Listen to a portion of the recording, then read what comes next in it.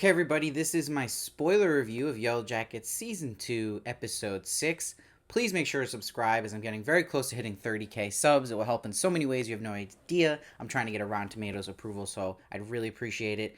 And please follow me at Steve Varley Show. So with this episode, let's start with everything going on in the past timeline in the woods. Now, it was really cool to see this timeline in the school timeline, which we haven't seen pre-crash timeline in a long time. And it's this health class that Coach Ben is teaching. And of course, they're showing the lesson when they're learning about how to deliver a baby. I like how it all set up where they would be in the cabin and knowing this information.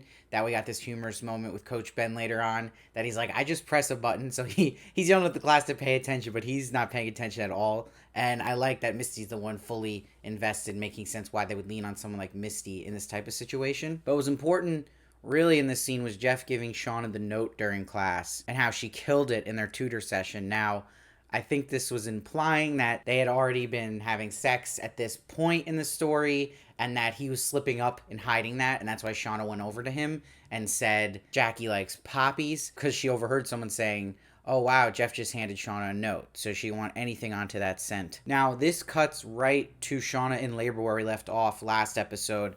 And she's like, Misty, what do we do? I really like how they focused a lot in on Misty in the situation. They took this moment to really get us into the mindset more of this character of Misty, and Sammy Hanratty does an excellent job again in this episode, and she really taps into Christina Ricci in this moment, and you all know when that happened in that close-up when she smiles to Shauna when she comes back later on, which we'll get to. But in the beginning here, Misty's freaking out, and she's losing it over Crystal being dead, but this is also triggering her this moment because, as she says to Lottie later, her and Crystal had a plan for this situation. Crystal was gonna be her assistant in delivering this baby, so it's triggering her thinking about what just happened to Crystal. And Misty has Shauna's blood literally on her hands, and she's looking at her hands. This was just like when adult Lottie was looking at the blood on her hands with all the bees dead, and like I said, her feeling guilt over something that happened to girls in the past in the wilderness. And this is Misty here feeling blood on her hands and what happened here and guilt with Crystal. And Misty's like, I can't do this. And I like we got to see Misty to herself,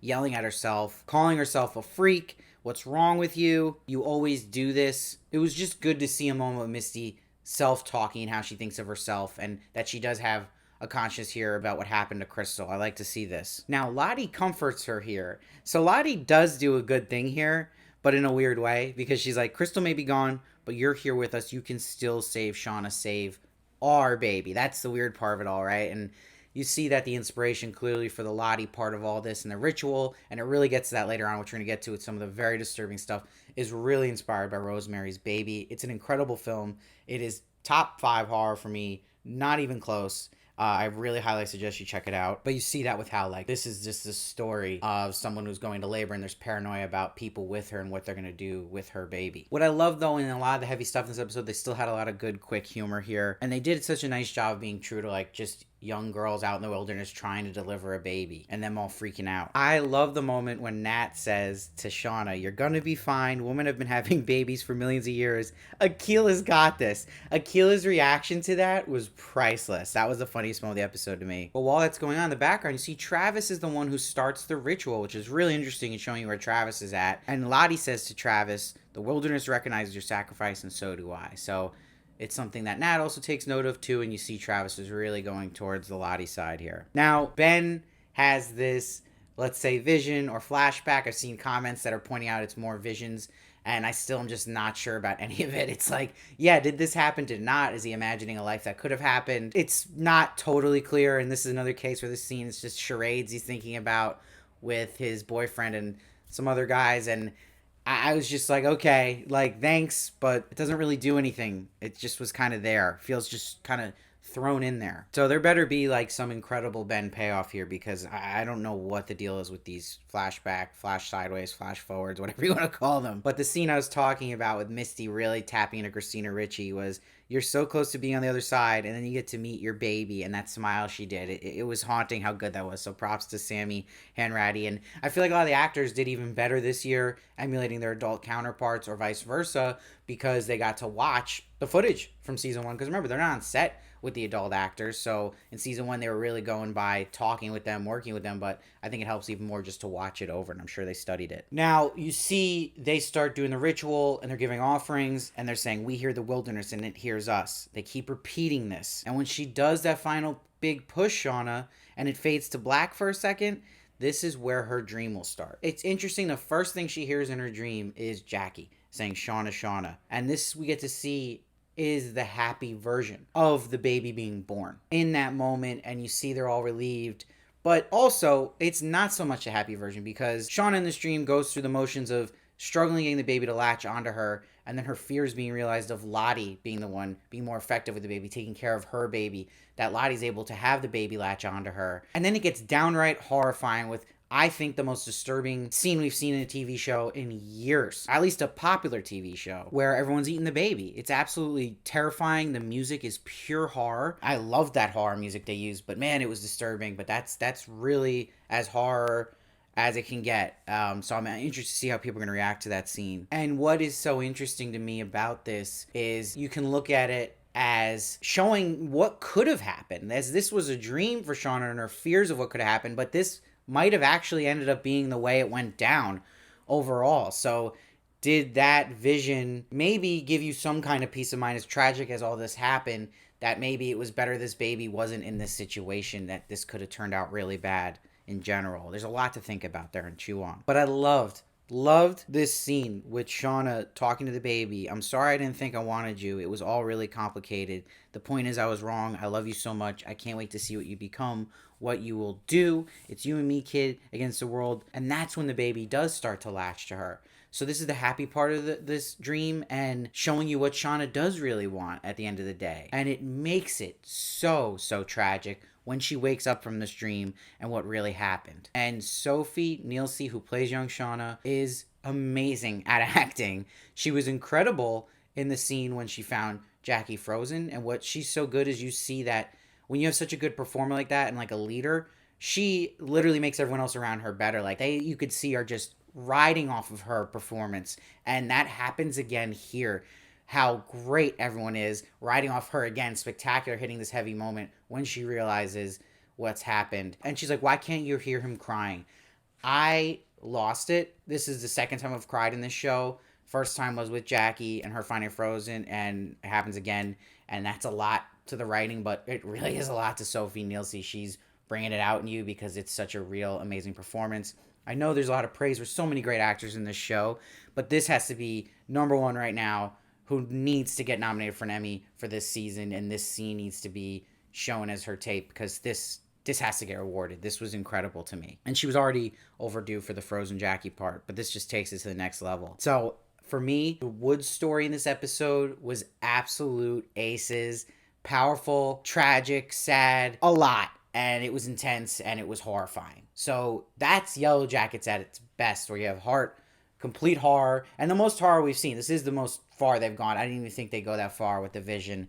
And I think that it says a lot about the show and really felt like true Yellowjackets. This is what you signed up for. This is what the show is. And it was really effective. So it's really hard to review an episode like this, again, because to me it was like that part of the episode was a 10.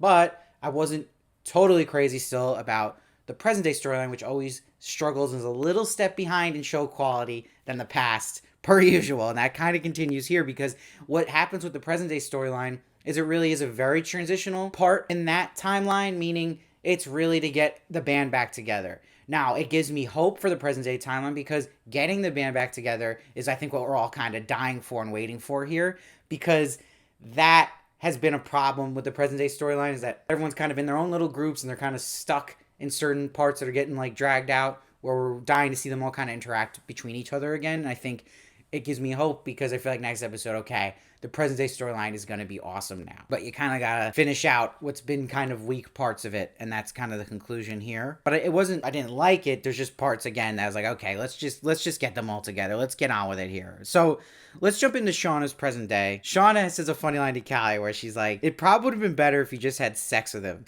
Then none of the stuff she told him about me would be admissible. That was a great moment, talking about the undercover cop, Matt. But you see they're called in for questioning. And you see Kevin tempts Callie here is like, you don't have to go down with your mom, and guess what? You're your own person. You don't have to be like your mom. What I liked about this is Callie did the Shauna thing. She even says Shauna gave her the idea of what she was going to say, and she does it. She's becoming more and more like her mother, like Shauna. She's learning from that. She's embracing that. Where Shauna now is actually becoming less like Shauna, and that Shauna actually does what I believe was the right thing as a mom, and just making sure what she said was going to protect Callie, and that was confessing to the affair with Adam. She, at the end of the day, did not want Callie getting in trouble with the cops. Now, what Shauna really should have done, though, was listen to Misty and ask for a lawyer. But that probably would have just been boring and not really added enough drama here. But you see, Shauna's like, I never ever wanted to be a mom. I didn't start out a bad person. You have a kid that you don't want to save a marriage out of guilt and shame, and you really can't let yourself love either of them. But you do despite yourself. So it's interesting because Shauna, at the end of the day, is like admitting to this cop too that like she didn't really want to have Callie and why she had done it out of this marriage and whatever guilt with Jeff and stuff we're going to learn about. But that we got to see in the past that she did at a time want that baby and was ready to embrace it with the wilderness baby. So I thought that was very interesting. And I want to make a point too about the past is it's going to be very interesting what happens now, because Lottie was wrong about this specialness of this baby that was supposed to be born. Her prediction was wrong. So is there just going to be trauma that's leading them to more of the visions? I hope to God they don't eat this baby. We're going to see how this changed everybody. We could see how this affected Shauna in this huge traumatic moment, and traumatic for all of them being around it. It's a lot. Now, of course, Jeff, just want to mention, is listening to NWA, F the police outside the police station. Classic Jeff. But Jeff wants Shauna to go with Ty and everyone to Lottie's to get and figure out this Adam stuff and what they did with Adam and just close this once and for all. So like I said, a lot of this is just moving pieces to get everyone together. That's where I almost feel like Ty and Van's story, because they waited so long for Van to appear, suffered a bit because it felt rushed here in this episode to get them to everybody else, where I would have liked maybe more episodes, two of them just together, because yeah, it feels like we're already moving on between them even being together. Now, it's interesting, Ty tells Van that, wait, what did I mean by we're not supposed to be here? Like, we, like, is that us? But Van's like, I don't know, could be your family, could be your multiple personalities. So it's showing you how Van views Ty and that behavior she has. And it's interesting to see this Van present day, because she's very not about what she was in the wilderness with supernatural and visions. Especially, too, as she talks about Lottie later on, and that she's like, oh, she got out, and she mentions that she was diagnosed schizophrenic, so that confirms that as well, because we've only seen the pills she's taking, but there's never been confirmation that she's being diagnosed that, but that we now know she was at least in that post-plane timeline. Now, Ty does see Van's overdue bills, so they're setting up something maybe happy later on where she's like, you know, I was a former real estate lawyer, I can help you. Again, not the most interesting stuff, but I do think they're planting some seeds for that. So Misty actually gets through to Ty because she uses a landline, and that gets Ty to answer, and she informs her about Lottie, so Ty wants to go.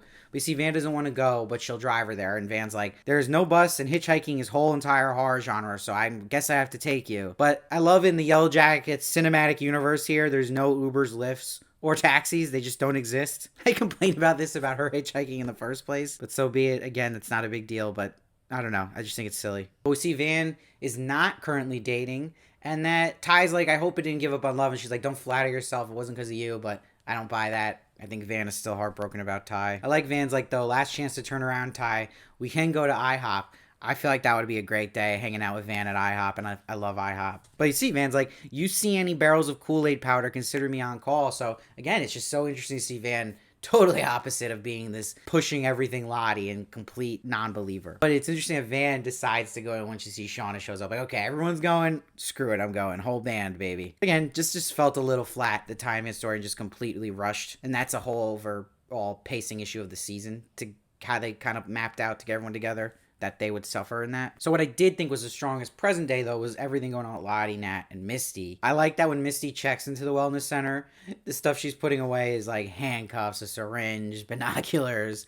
But it's interesting that when she handed her phone over, Walter texted her and she didn't get to answer or see it. So that's going to be big, and Walter is just that looming threat that's definitely going to come through at some point. It's interesting she mentions, though, what about emergencies? Why for my phone? Like, she's like, what if I have a heart attack or there's a fire? So interesting she says fire. That could be a little foreshadowing or teasing, because there's been theories that people think Lottie in the past is going to burn down the cabin, and then maybe that can connect with someone burning down a retreat center at some point. I'm curious at that big point of fire. Maybe I'm looking too much into it, but I thought that was interesting. Now you see Nat's clearly not herself. She's off her game here, not in her center, because she's missing her shots, or she's an ace shot. She's missing the shots of Lottie's honey. And she's like, I killed my best friend, only person I loved, only person who knew me, speaking of Travis. And she's like, my whole time I was saying it was Lottie, but it was my fault. I told him and made him believe about this darkness, that it was back. But Lisa comforts her, is like, it was already in him. It's not your fault. But Nat then says it's in her, though, too. And she's like, we saw so much effed up stuff out there.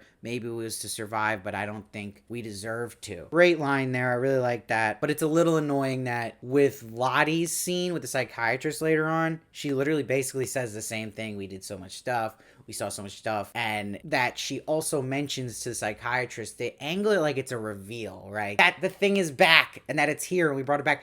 Where she just heard this last episode from Nat. So it was very strange that they angled it like that. It felt very loopy, repetitive. We'll get to that scene though in a moment. But Lisa brings Nat the goldfish to take care of something innocent other than herself. So Lisa's just a good person, like I've mentioned. She's just very smart and chill. And Nat says, why did you forgive me for stabbing you? And she has this line, says, suffering is inevitable and only by meeting it with compassion can we truly begin to grow. Lisa right now saying that line to me is just gonna be an important theme of this show. That is what you're hearing right at that moment. So always remember that line when you're kind of trying to figure out where this is gonna go with certain characters and how they treat each other. At the end of the day, it's, I think, all gonna come back around to that strong message. And it makes me truly trust Lisa now that they gave her that line. I saw some theories too. Let's just hope Lisa stays safe, because if anyone might target Lottie, it might be Lisa, because she's given so much screen time, so we'll see, because we don't really know much of the other purple people. It's interesting though, Lottie's not crazy seeing Misty show up, but that changes quickly where she gets some kind of vision we don't see, but it's alluded to in her psychiatrist session, because she's like, oh wait, everyone's coming back, it's all making sense now. So she angles it differently in her head, like, oh wait, this maybe is good that Misty is here. So that was interesting. But Lottie says to the psychiatrist, the visions are pointing me towards back then, possible fear of past. And the psychiatrist is like, is this possible fear of past a fear of illness? But she's like, that's the point. I'm worried that I've never been ill. So she's like, Travis coming, Nat, now Misty. It's like it sent them here to show me that it was real, that I wasn't the only one who felt it out there. So it's confirming her relapsing feelings back to that Lottie who believed in all these visions, hallucinations. It's confirming, like, wait a minute, like, Nat's feeling it now too. I'm not crazy. I am true in my thoughts. So this is where Lottie's going and reverting back to that Lottie who did messed up stuff in the wilderness and follows these visions and believes in them. And she's like, the power of that place, the god of that place, we did terrible things in its name. Now I realize you brought it back with us. I don't even think you needed this line though, because we saw her talking to Nat. We saw this scene happen with her. We get it. We get it through seeing the symbol at the end of the episode as the retreat, which was really cool. I think that kind of showed us enough. I don't think you had to say it. Now, Misty being Misty is like a celebrity to these people in the retreat because she knows Lottie. And she is going to love this feeling loved, right? That's Misty. And that's why Misty flips in an instant, which is always Misty, where she's ready to take down Lottie. And that's completely flipped quickly because everyone's liking her and telling stories of the Yellowjackets. So Misty's going the other way again and liking the people here and liking the resort. But you see, Nat brings up what happened to that guy you're with. So that's going to be important. We'll see what happens with that. We see Nat almost kills this innocent goldfish. And she's like, you'll thank me later. It's all a prison anyway. So it's that dark state of mind Nat's going back into. But she stays strong and does not do this. And saves the fish. But what's interesting is she grabs the purple clothes. So now I'm, like I predicted, fully think she's going the way of the Lottie retreat. But not the vision following totally Lottie, but more of like the sensible things that Lisa is saying. So I think that will be a divide between Lisa and Lottie in that camp, and that Lisa will bring it back to maybe the Lottie that was more sensible earlier in the season. And I think that's what Nat will follow at the end of the day. But she still could be a threat, Nat, in the sense of how much she listens to Lottie now that Lottie's gone full the other way. And you see, yeah, she's wearing full purple when everyone shows up, Nat. Now, there's been some bizarre stuff this season, but one of the most bizarre moments to me was when everyone's like, the band's back together, you're all excited seeing this, that they show it through Van's perspective of the big moment seeing Lottie in real time. And I thought that was very strange that wasn't Shauna who looked at Lottie like that, because the whole episode in the past is dealing with this weird tension between Shauna, her baby, and Lottie, and that they're very different. So it was strange. Like, wait, why is it Van that's having that big moment? I thought that was really, really weird. It would have felt like really lined up with the whole episode if it was Shauna. I really want to know what Shauna's feeling seeing Lottie. I feel like they're always ignoring that. It's very weird that they just haven't given us a moment of Shauna reacting much to Lottie being here. Very little, like her talking to Jeff. That's just, she should have had that moment of seeing Lottie like that. I just don't know why it was Van. Very weird. But I love seeing the band back together and seeing this moment where the retreat is now shaped like a symbol. So that Lottie is back. She's here. So you can get really excited now with that. I think this is just leading to the final episodes here. Really, the present day probably really being awesome now with everyone together. This is going to be awesome seeing all these great actresses together too. And consistently, though, the past has been great. And this was so good with the past stuff going on in the woods with Shauna going into labor and Sophie Nielsen. Wow, just amazing. So it's tough to review this one again because I feel like present day story is just so now it's just kind of getting through it here. I'm looking back at the whole season, the present day, it's okay. You know, it's not great. And I think it's going to get great, these final episodes. But it's frustrating they couldn't make it better in the first half of this season. But I'm happy they're changing direction with it now. But to me, the past has just been killing it consistently. I just want to bring a shout out to my sister and brother-in-law who also noted when they watched this show that the thing they felt was most off about this season was that just certain characters are placed together. This even happens in the past a lot and present, and they don't talk to other characters. It's too segmented. Like, Crystal was with Misty every scene. Shauna was with Ty every scene. Like, why aren't we seeing Lottie talk to Coach Ben? Especially because he's the adult, right? Like, those are things that was just bizarre about this season, and I think was really hurting some of it in the beginning. Like, there's just people in this show that will never converse with each other, even if they're in the same cabin together all this time, and it'd be more interesting. And having just, it's like Nat's with Travis every scene, and they don't really talk to anybody else. So, like, they need to do that more, for sure. That's definitely something, room for improvement. But I just want to throw that out there, too, because I thought that was a really good analysis by my family. So overall, though, I'm giving this episode 9.5, and I'm giving the past storyline a 10, bringing it down a bit for the present stuff, but still 9.5. This is a great episode, powerful, and anything that makes me cry is definitely worth my time. So really awesome stuff. Let me know what you thought down below. I'd love to hear your thoughts. I read every comment, try to respond to as many as I can. Please subscribe and follow me at Steve Varley Show on Twitter, Instagram, and TikTok for more of me, and I'll see you next time.